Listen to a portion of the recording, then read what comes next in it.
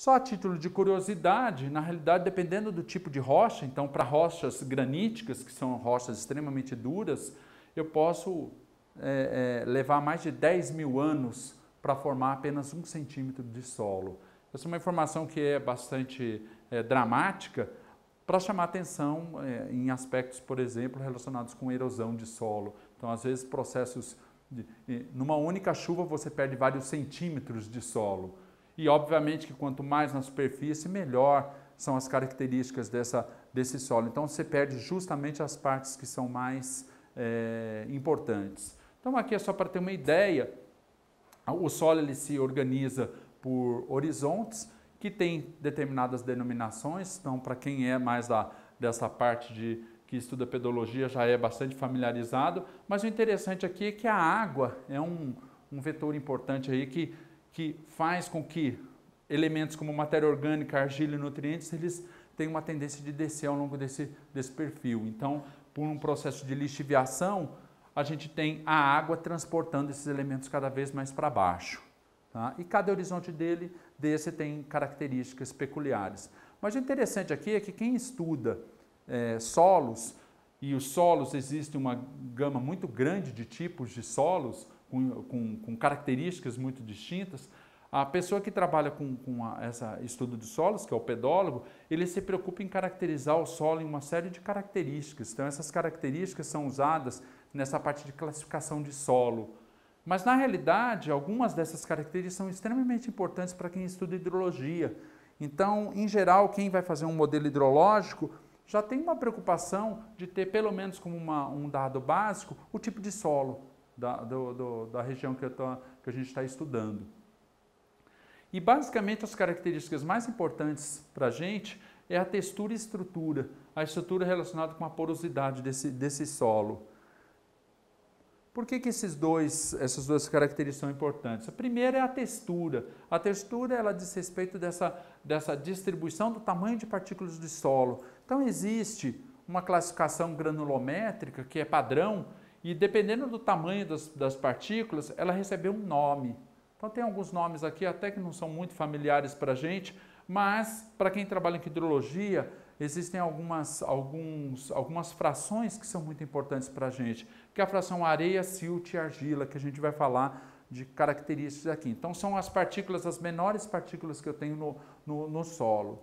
Então, cada tipo desta fração, ela tem uma série de propriedades que vão ser interessantes aí do ponto de vista hidrológico. O conhecimento, então, da textura, ela é essencial para a gente, pois ela fornece uma série de informações sobre o solo, no que diz respeito à capacidade de permitir a movimentação de água, que o termo técnico que a gente usa em hidrologia é condutividade hidráulica, tem a facilidade com que esse solo tem de permitir a movimentação de água dentro dele, e a sua capacidade de armazenamento. Então, também é importante para a gente saber o quanto de água que esse solo consegue reter, porque essa água retida no solo é que vai ser usada pelas plantas no processo de transpiração. E também, de uma maneira indireta, também é importante porque ele diz respeito a potencial de fertilidade, já que as plantas são tão importantes nesse processo, então solos mais férteis vão ter vegetações bem mais desenvolvidas. E também, num outro aspecto, a capacidade mecânica de suporte que esse solo tem. Então, dependendo da textura, alguns solos suportam uma carga maior sobre a sua superfície do que outros. Então, facilitando aí processos erosivos de deslizamento. Então, dependendo dessa textura. Já a estrutura diz respeito à organização dessas partículas, formando então o que a gente chama de torrão ou agregados de solo. E, em geral, esse arranjo é bastante complexo e depende de toda a formação desse solo. Então, o interessante é que essa estrutura, muitas vezes, ele vai, vamos dizer assim, inverter a característica que eu esperaria de um determinado solo, que teria uma determinada textura, mas como ele tem um determinado arranjo, ele vai ter um papel diferente. É bastante interessante estudar a parte de estrutura. No entanto, a definição dessa estrutura é bastante complexa. Tá? E para a gente, toda vez que a gente falar de estrutura, a gente vai estar falando de porosidade. Então, para a gente, como a água ela só pode passar pelos poros que tem dentro do solo, então a porosidade é uma característica muito interessante para a gente. E daí, no caso, a estrutura do solo ele vai afetar, então, tanto a capacidade de retenção quanto a condutividade hidráulica, já que ele mexe com a porosidade. Tá? E, obviamente, que secundariamente ele vai ter um papel muito importante em processos como germinação, crescimento de raízes, erosão. Então, um solo mal estruturado é um solo muito mais frágil do ponto de vista de erosão. E a estrutura do solo ela resulta da combinação de muitos fatores. A presença de raízes que vão abrindo caminho no meio desse solo, a matéria orgânica que vai servir aí como uma cola para essas partículas, então ela vai juntar essas partículas, obviamente os micro-organismos que vão favorecer a decomposição dessa matéria orgânica, permitindo esse solo se estruturar. Obviamente a textura é importante aí, então o tamanho dessas partículas é importante e de como elas conseguem se combinar, essa coesão. Tá? E como a argila é a partícula mais fina, ela se torna a fração mais importante nesse processo estruturante. Então a gente imagina que solos mais arenosos são mal estruturados. Então a gente pode imaginar a areia da praia. Então a areia da praia, que é pura areia, ela não consegue se estruturar. Qualquer entrada de água você modifica aí a estrutura dessas partículas. Já solos mais argilosos não. Então aqui só uma visão, né? Então na realidade, num solo arenoso, como eu tenho uma gama muito grande de partículas grandes, eu formo grandes poros. Já nos solos argilosos, eu tenho partículas muito pequenas, o que vai favorecer então o aparecimento de poros muito pequenos. E a porosidade aí influencia diretamente na movimentação da água do solo, porque são os canais por onde essa água vai se movimentar. A porosidade determina também a capacidade de armazenamento de água no solo, porque são nesses poros onde a água vai ter que estar armazenada. A condutividade hidráulica, então essa movimentação da água dentro do solo, ela é afetada tanto pela estrutura quanto pela textura. Então por isso que esses dois fatores são muito importantes para a gente. E o que a gente tem que guardar no nosso modelo conceitual é que a movimentação ela é facilitada em solos porosos. Então, quanto maior o poro, mais fácil essa água vai passar por esses poros, né? Ou então, se eu tiver fraturas, ou se eu tiver, mesmo que os poros sejam pequenos, mas o solo seja bem estruturado, essa organização dessas partículas vai permitir o surgimento de alguns poros maiores, o que vai facilitar essa passagem de água, tá? Então, ou seja, não depende apenas da quantidade de poros, mas também do tamanho e da geometria desses poros, dessa organização desses poros, que a gente chama de tortuosidade. Então, quanto mais tortuoso o caminho, mais difícil é esse caminho ser percorrido. Tá? Então, por isso, em geral, isso é de uma maneira bastante geral, a gente pode imaginar que solos arenosos apresentam condutividade hidráulica maior do que solos argilosos quando a gente estiver considerando que todos os poros estão ocupados por água. Então, se eu encher todos os poros de água, um solo arenoso, ele flui a água de uma maneira muito mais rápida do que os argilosos. Então, a gente consegue imaginar isso, né? Então, como num solo arenoso está tudo coberto por água, está tudo cheio d'água, o caminho mais curto que essa água vai poder percorrer é muito mais curto aqui no solo arenoso do que no solo argiloso, que ele vai ter que fazer um monte de desvio, desacelerando aí esse processo, esse caminho. Já quando o meu solo é não saturado, então agora eu tenho presença de ar nesses poros também, a coisa muda. Porque quando o solo não está saturado, alguns poros que estão preenchidos também pelo ar e a capacidade de transmitir água sempre diminui. Porque se eu tenho uma bolha de ar, aquilo representa um impedimento da água passar por ali, ele tem que desviar. Tá? Então, à medida que a quantidade de água no solo se reduz, os poros maiores eles começam a perder água, então primeiro a perda de água acontece nos poros maiores, fazendo com que a água só possa fluir pelos menores. Então, de uma maneira geral, o que acontece? Aqui eu tenho, à esquerda eu tenho o solo saturado e à direita eu tenho o solo não saturado. Então, se a gente olhar a tortuosidade ou o caminho que a água tinha que fazer no solo arenoso, que era bastante fácil essa água fluir, num solo seco, essa água vai ter que fazer um caminho extremamente tortuoso para conseguir fluir. Então, o que faz com que essa condutividade hidráulica caia muito num solo arenoso. Já no solo argiloso, como o caminho já era pequeno, o caminho já era extremamente tortuoso, a presença de ar nesse caminho só vai aumentar um pouquinho a tortuosidade. Então, era difícil, mas fica um pouco mais difícil. Mas a queda ou a diferença entre esses dois estados é muito maior nos solos arenosos. Então, solo arenoso é ótimo para conduzir água, mas quando está totalmente saturado. Quando ele está seco, é extremamente difícil. Existem dois conceitos bastante práticos que a gente utiliza, que são os conceitos de capacidade de campo e ponto de murcha permanente. Então, quando chove ou quando tem uma irrigação de uma área, a infiltração cessa e a água se distribui ao longo do perfil pelo processo de percolação, né, pela influência da gravidade.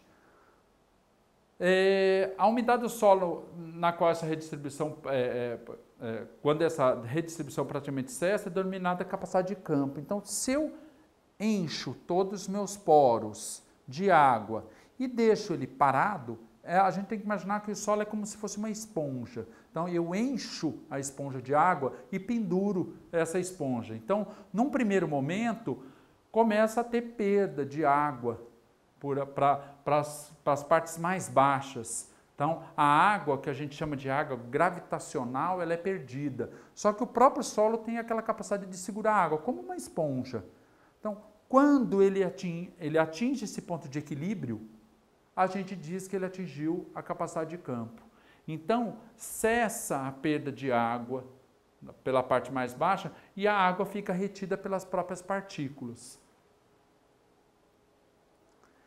Essa água que é perdida pelas plantas, então as plantas elas vão pegando essa água do solo e vão perdendo por transpiração. Se a planta ela perde essa capacidade de tirar a água do solo, porque ela não tem mais como tirar, porque tem tão pouca água no solo, ela não consegue retirar, as folhas perdem a turgidez, os estômatos vão fechar, então cessa o processo de fixação de gás carbônico e a planta entra no processo de murcha.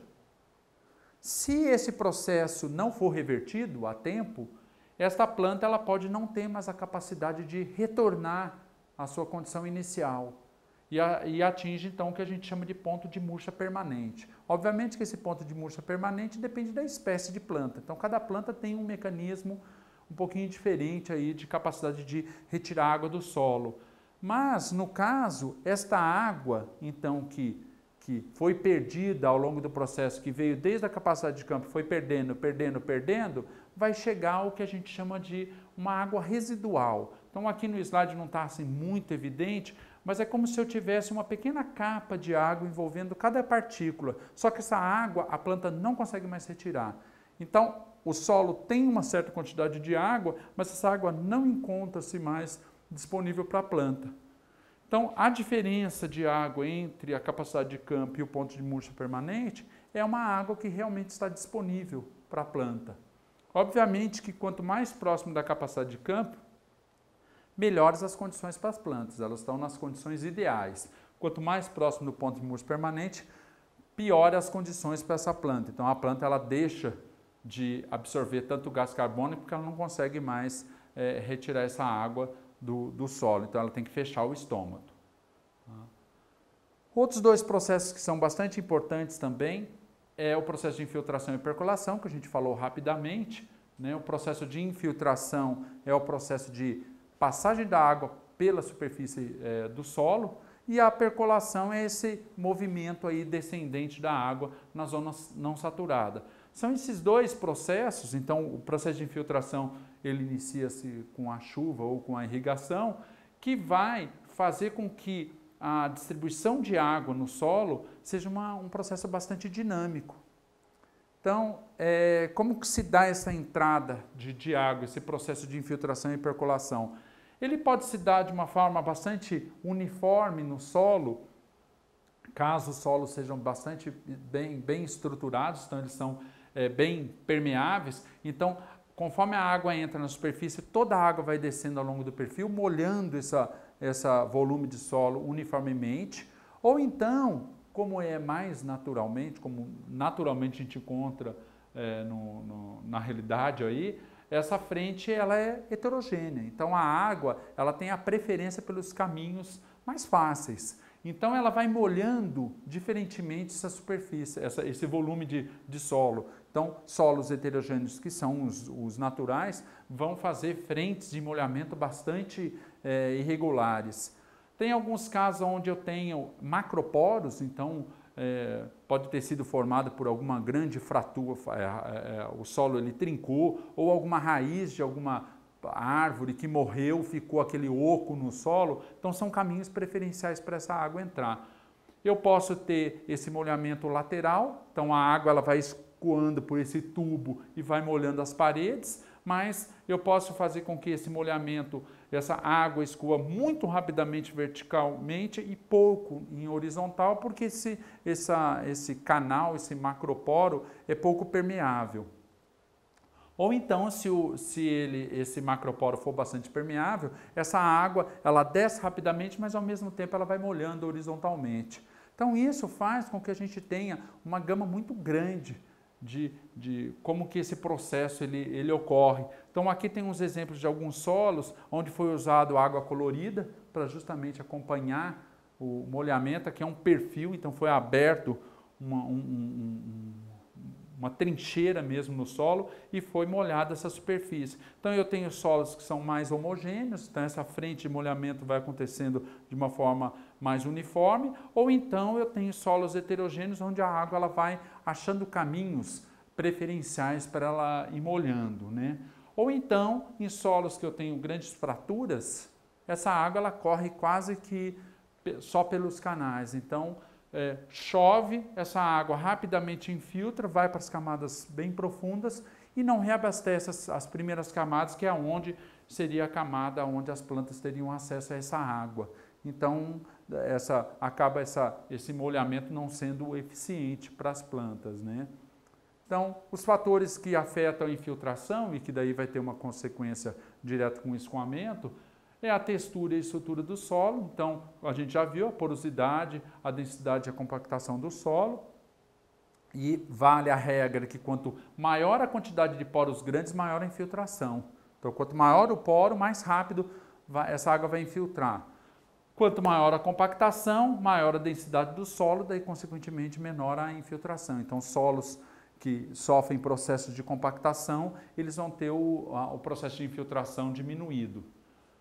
Com relação à umidade antecedente, então se o solo ele tiver mais úmido porque já aconteceu chuvas, essa infiltração também vai ser menor. Então quanto mais seco tiver o solo anteriormente à chuva, maior essa capacidade de infiltração. E também a questão relacionada à atividade biológica e matéria orgânica, porque a presença de matéria orgânica vai fazer com que o solo seja melhor estruturado, favorecendo então a infiltração. E também a presença de cobertura morta e da própria vegetação protegendo esse solo.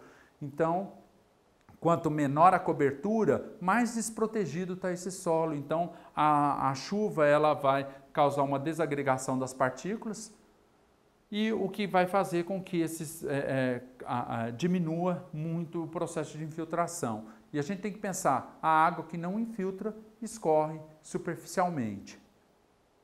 E daí, por isso, essa ligação direta entre infiltração e escoamento superficial. Então, existem dois processos básicos para o surgimento do escoamento superficial. Um deles é, imaginando aqui uma situação hipotética aqui, inicial, onde eu tenho o solo aqui olhando na profundidade, eu tenho um determinado profundidade onde eu tenho a presença do lençol freático, então daqui para cá o solo está totalmente saturado e essa umidade ela vai diminuindo até chegar na superfície. Então, na superfície é onde eu tenho a camada mais seca do meu solo.